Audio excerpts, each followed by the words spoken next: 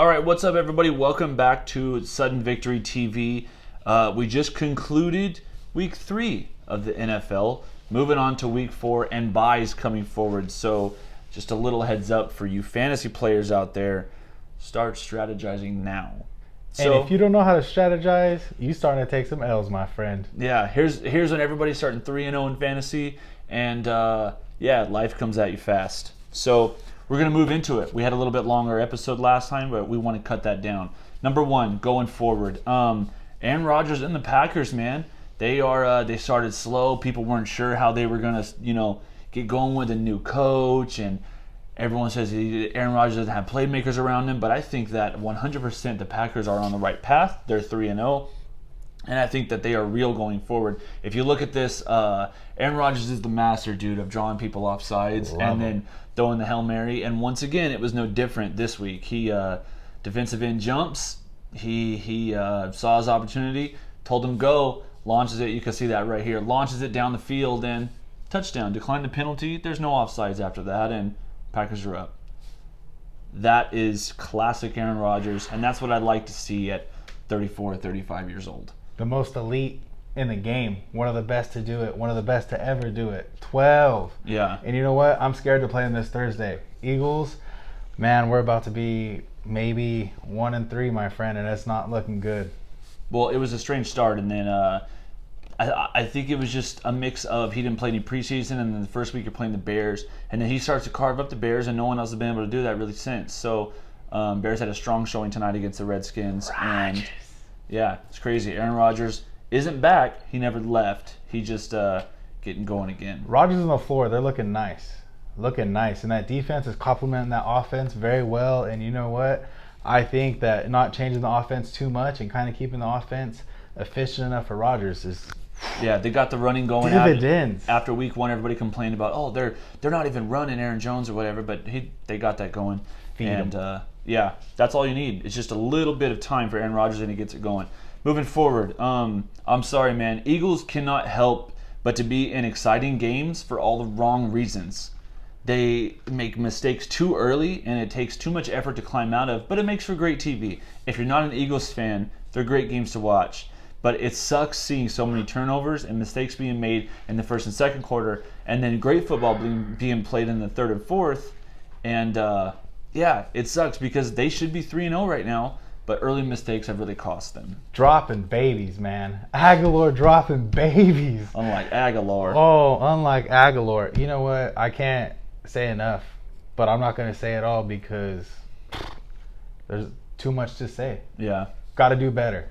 Yeah, they definitely, everything's there for them. They have been plagued with some injuries, but they're coming close and they're almost winning these games. Julio Jones. Yeah. I'm still not over that. Julio Jones did that. You guys saw that last week.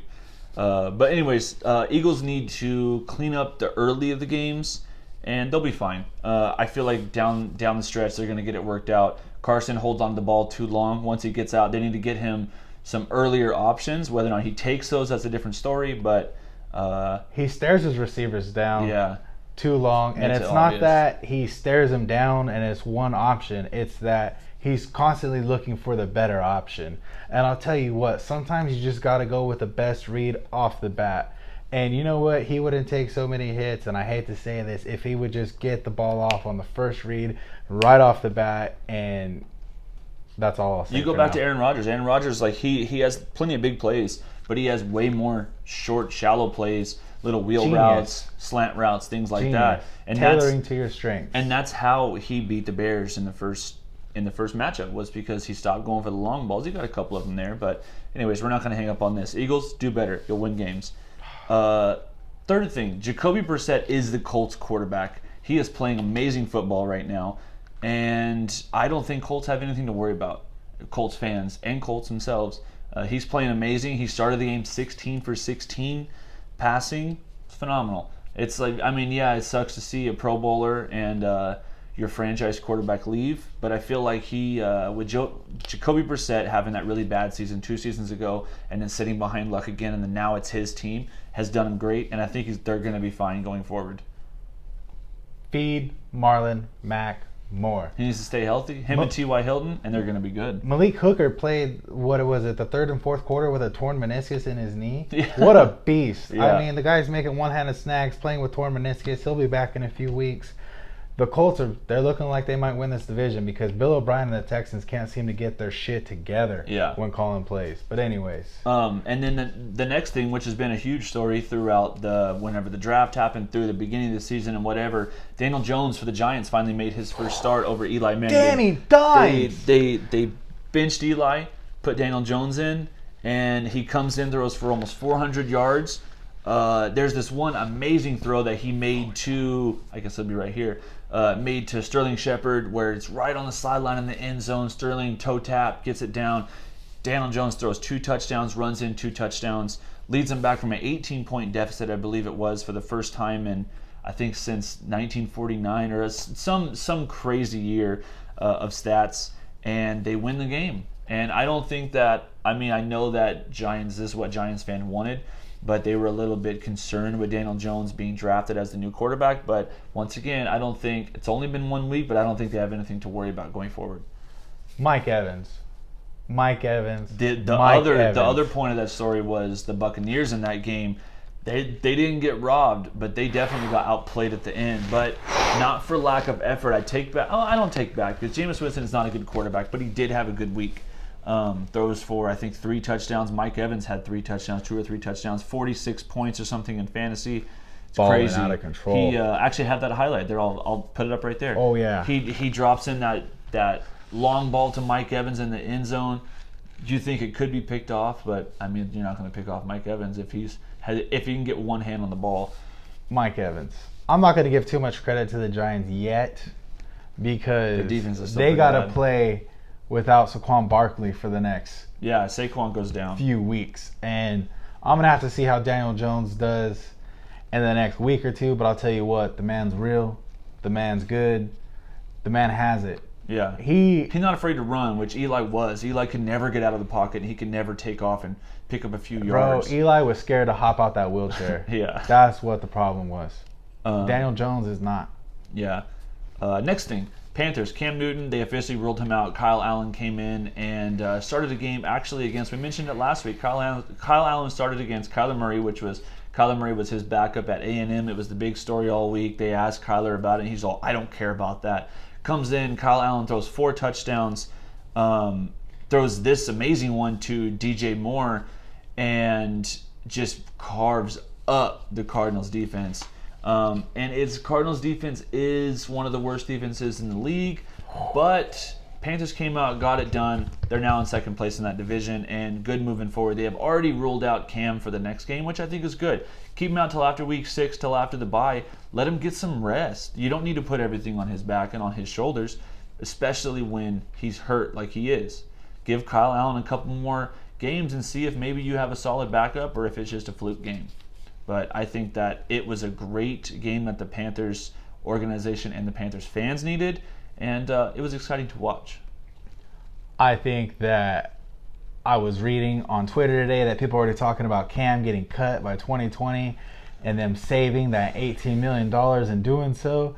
And I'll tell you what, leave Cam alone. I'll slap you. They're not going to cut Cam.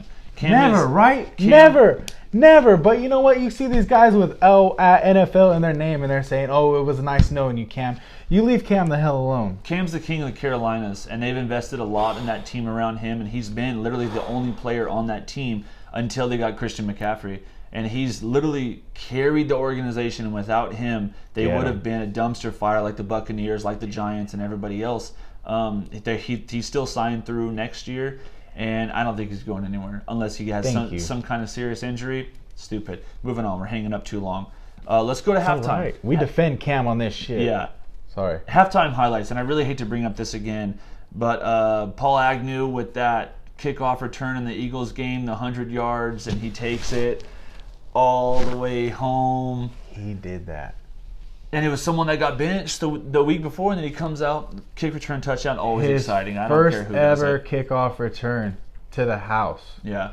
I mean, it's beautiful. It's beautiful. Yeah. Can't even be mad at that. Good moment for him. Proud of him. Good for him. And then the next one, Minka Fitzpatrick, we talked about the Dolphins a little bit. Speaking of, we called it Josh Rosen needed to start for the Dolphins, and he did. We're saving the Dolphins. Before that happened, Minka Fitzpatrick demanded that he get traded. He's done. He wants to go to a winning team and all this.